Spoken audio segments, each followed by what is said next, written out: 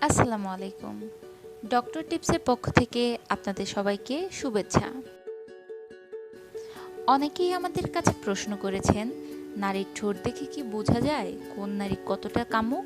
চাইলে আপনিও আমাদের কাছে প্রশ্ন করতে পারেন। প্রশ্ন করতে চাইলে ডেসক্রিপশানে লিংক দেওয়া আছে।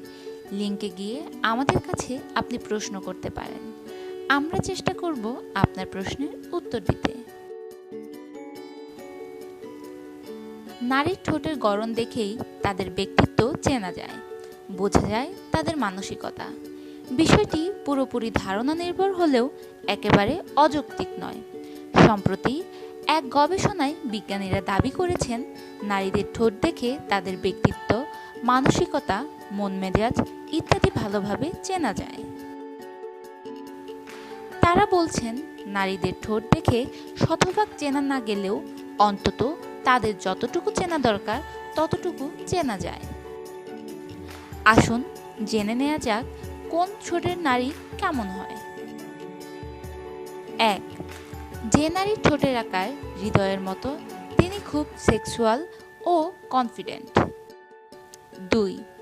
যদি উপরের ঠোঁট নিচের ঠোঁটকে কভার করে, তাহলে সেই নারীর স্বভাব এবং বিচার বিবেচনা খুব ভালো। ৩. যে নারীর নিচের ঠোঁট মোটা, তিনি অনেক ভালোবাসা পেয়ে থাকেন। এই ঠোঁটের নারীরা কাউকে যত না ভালোবাসেন তার চেয়ে বেশি ভালোবাসা পান।